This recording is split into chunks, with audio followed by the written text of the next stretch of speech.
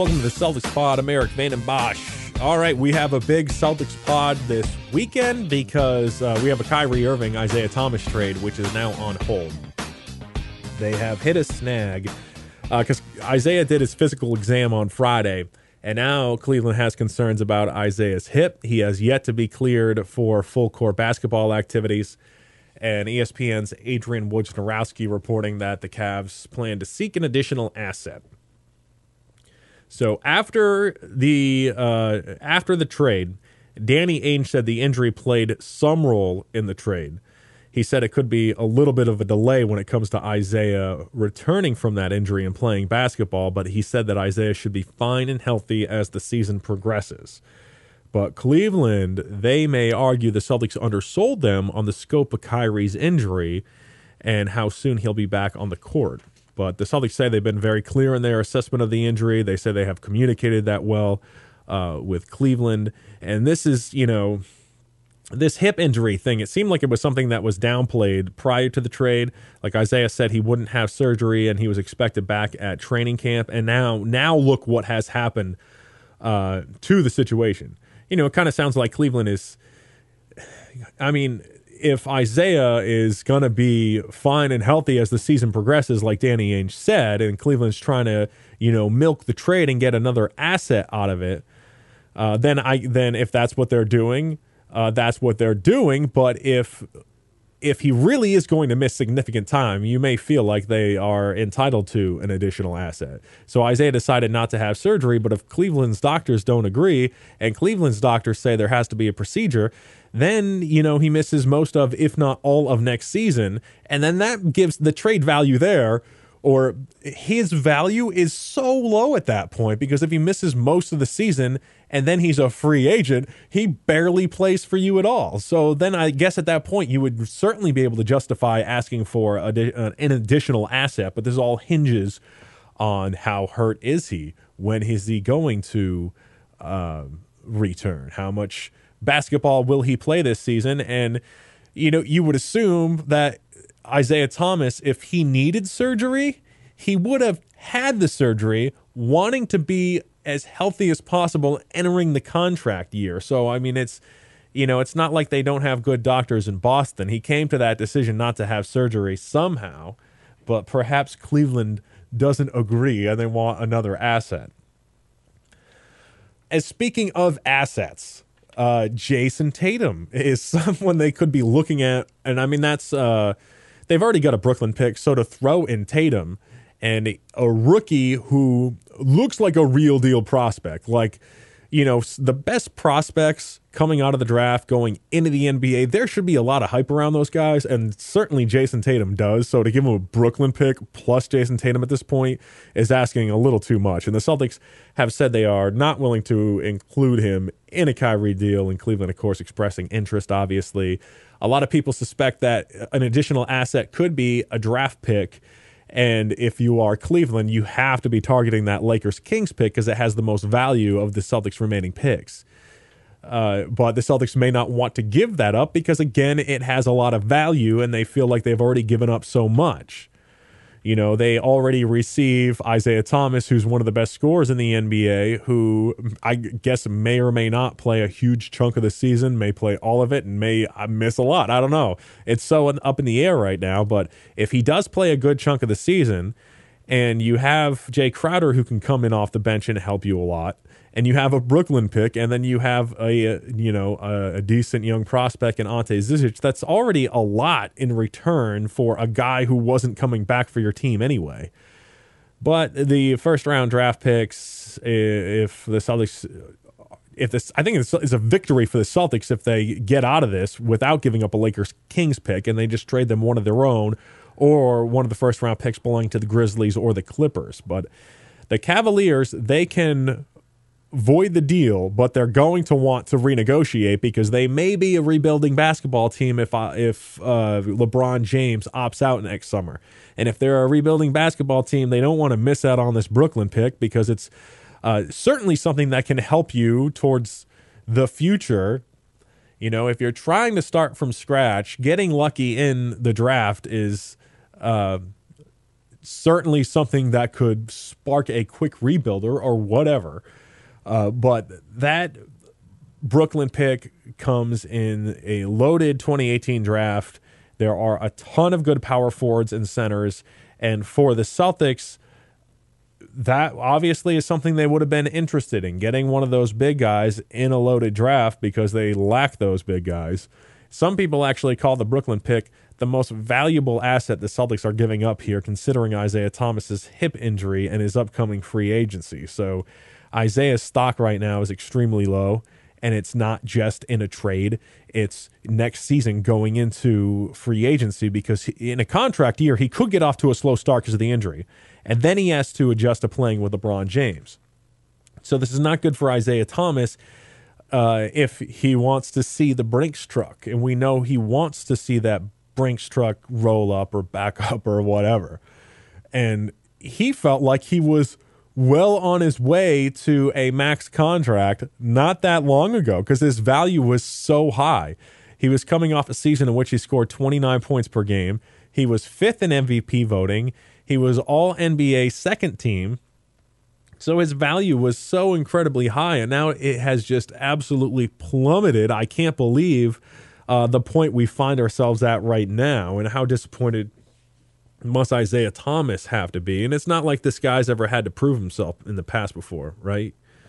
You know, I mean, he would have to prove himself going into this contract year, proving that he's healthy, you know, and that he can stay healthy, and that he can still be one of the best scorers in the NBA. And again, it's not like he's ever had to prove himself before, right? It's like this guy just gets every obstacle thrown in front of him. You know, he's 5'9". He's the last player taken in the draft, traded by his first two teams, goes to the Celtics, isn't even a starter.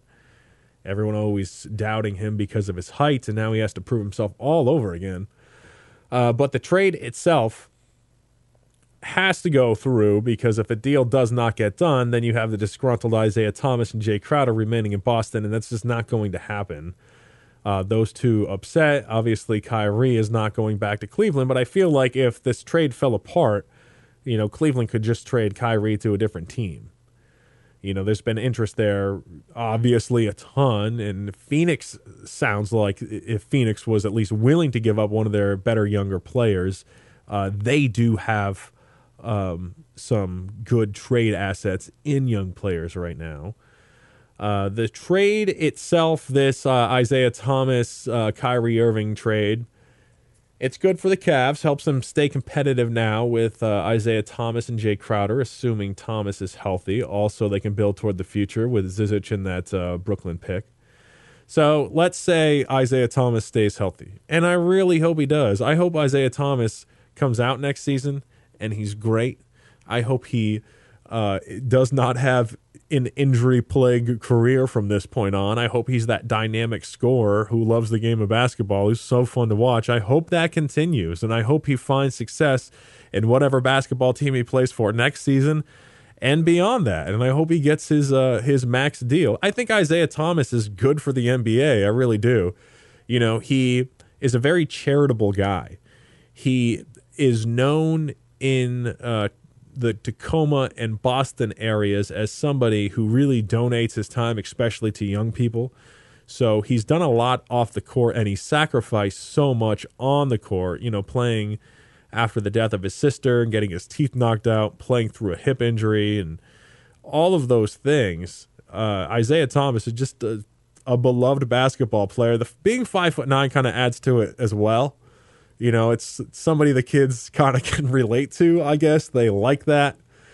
And it makes him very easy to cheer for because of his past dedication and because of that chip on his shoulder and because, you know, he's at a disadvantage or whatever, or people have kind of, I guess, maybe counted him out or whatever.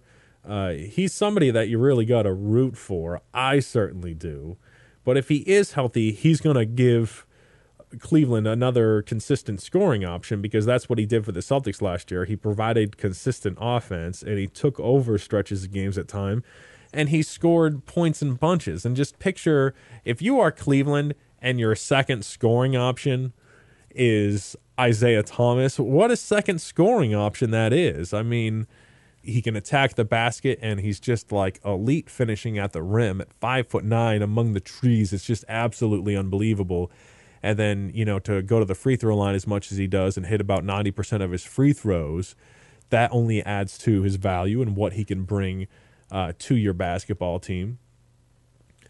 The Cavaliers, though, they play a much different style of offense, so it's going to be interesting watching both these two teams adjust to their new styles.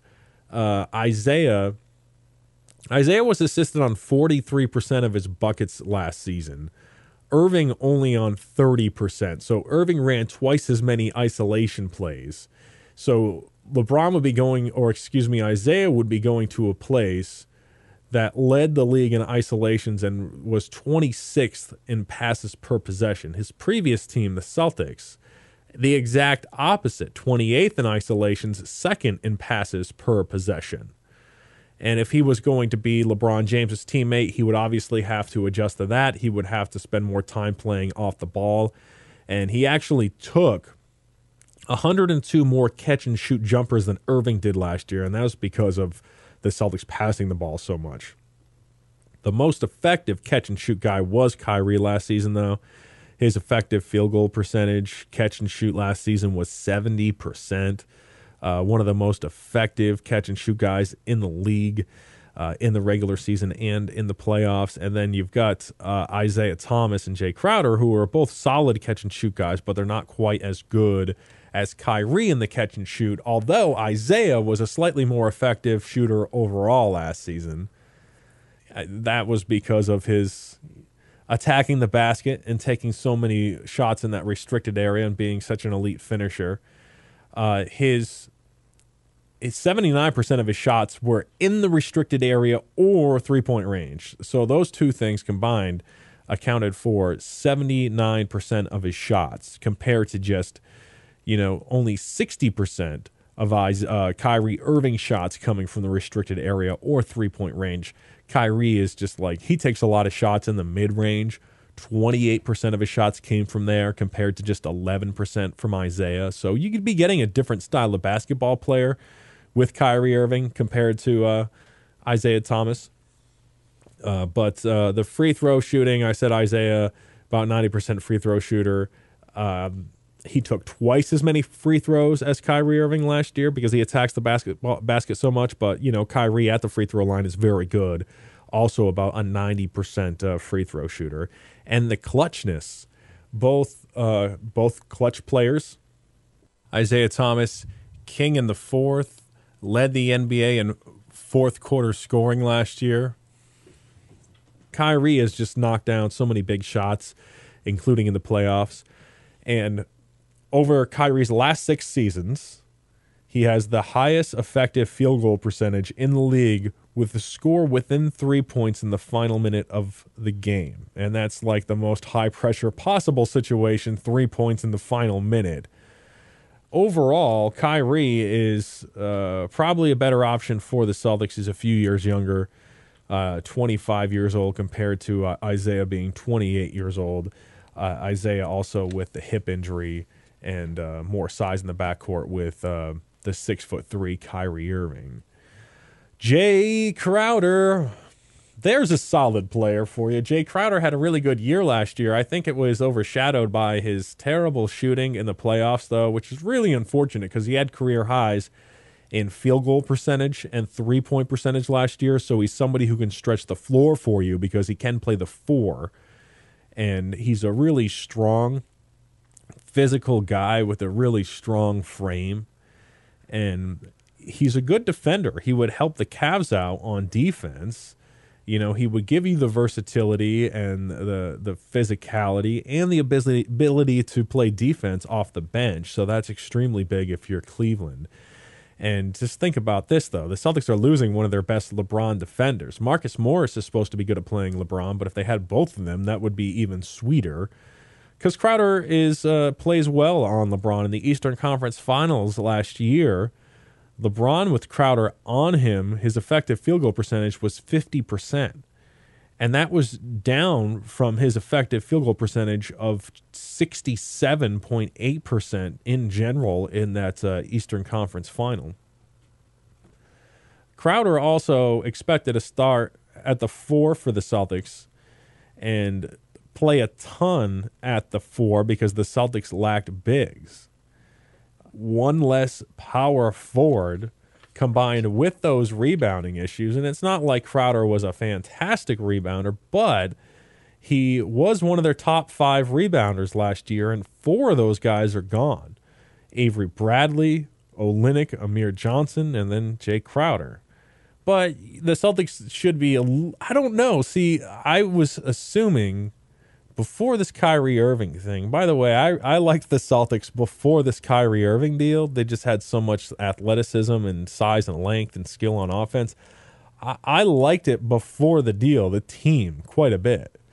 But apparently I was unaware of how serious the Isaiah Thomas hip injury was.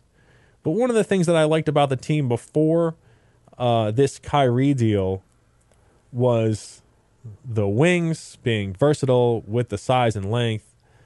I thought that would help their rebounding as a team. And also Aaron Baines coming in off the bench, maybe giving you like 15 minutes or whatever, a guy with a good rebounding percentage.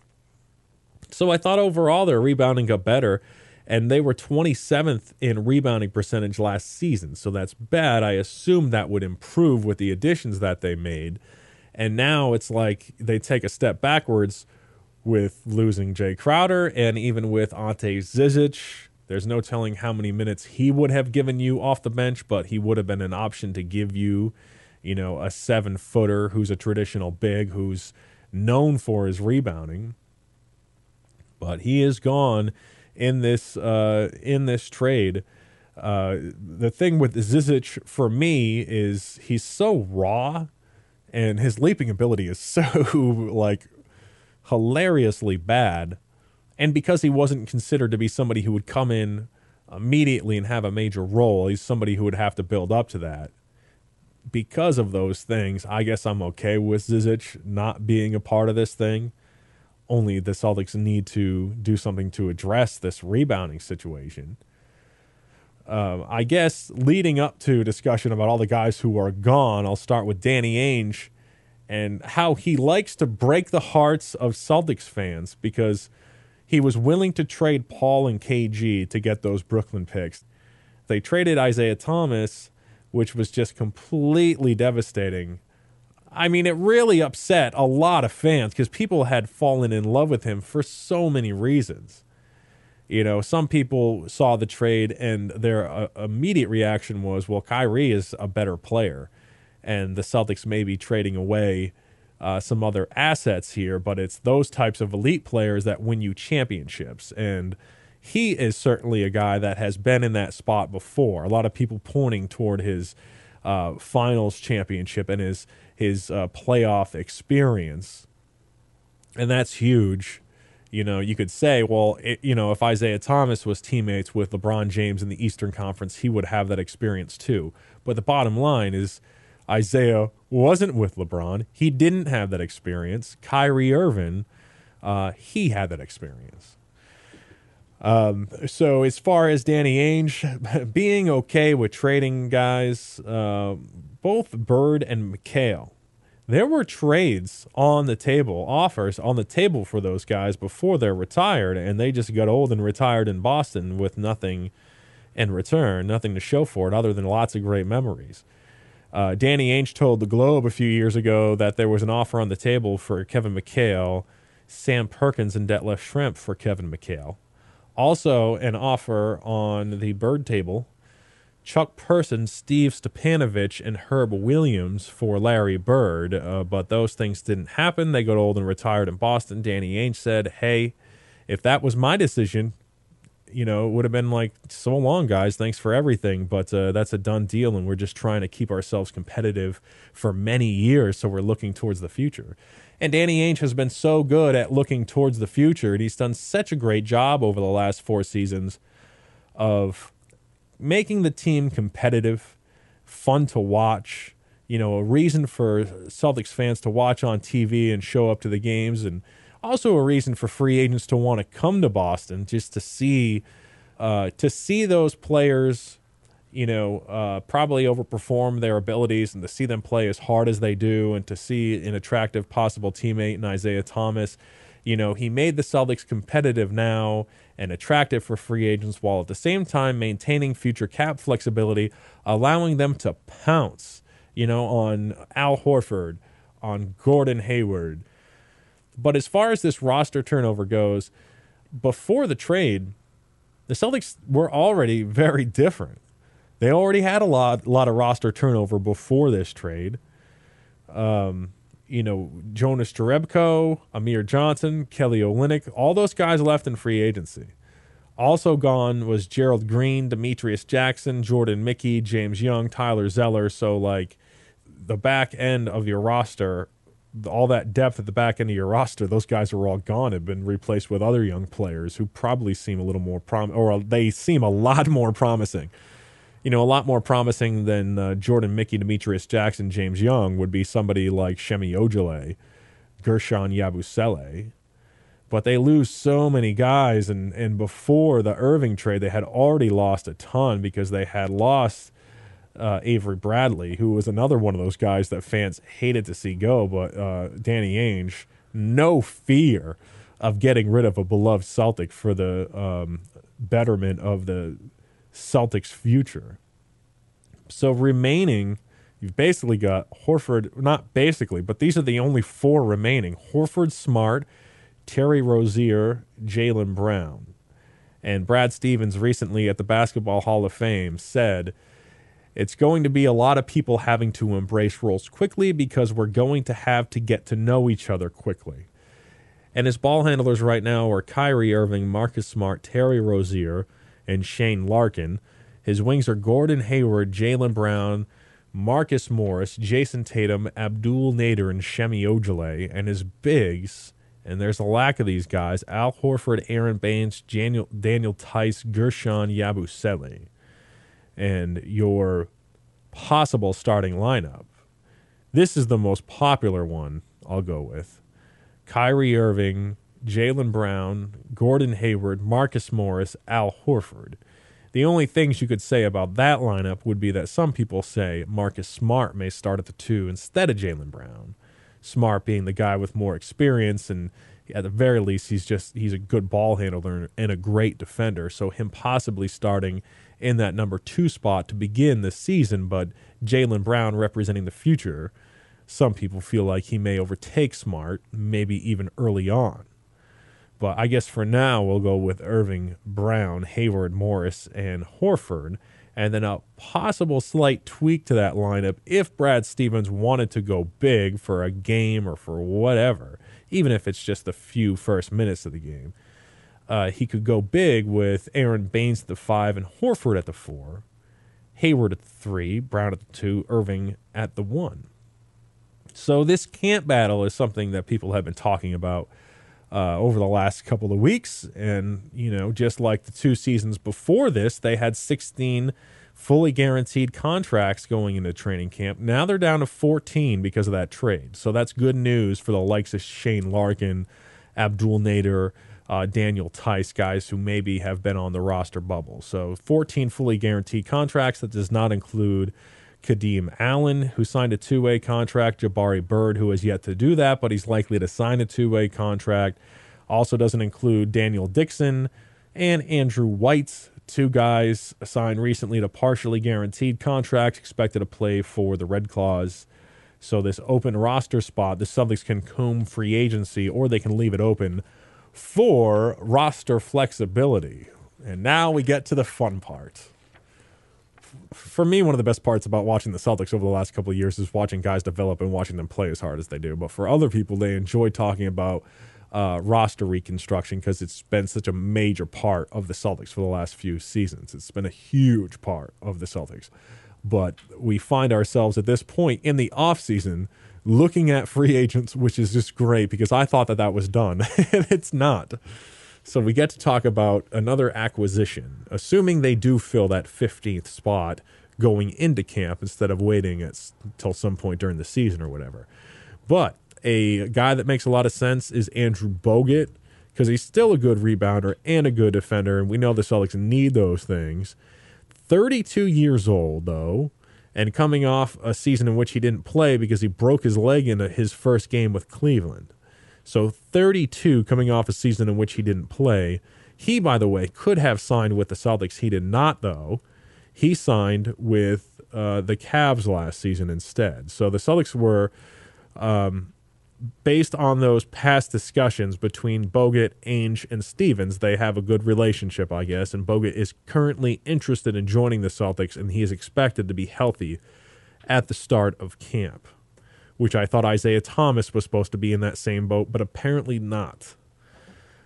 Tony Allen, he turns 36 years old in January. 36 is very advanced or experienced. Maybe he would prefer me to say something like that. But 27 minutes per game last year for a guy who turns 36 in January is still a pesky defender, so he keeps on going, man. And he would bring some leadership to the team.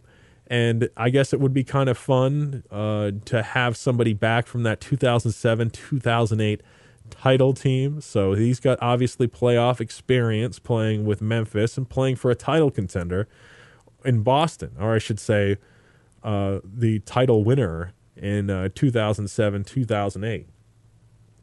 Gerald Green, his return is a possibility. He's a very good locker room guy. He's a great presence in the locker room, working with young players and stuff like that. Also an offensive spark in the playoffs last year versus the Bulls at the expense of Amir Johnson, him going to the bench, and then Gerald Green coming in and just really adding athleticism and the ability to stretch the floor, adding more shooting. He's certainly more aggressive offensively than Amir Johnson, and he provided a spark versus the Bulls at a time where it was do or die for the Celtics, being down 0-2. So there are some options there for the Celtics. And there are negotiations to be had between the Celtics and the Cleveland Cavaliers. They are too far into this deal to back out of it now. That does not seem like an option, so it will happen. It just seems like the only question is how much more will the Celtics have to give up?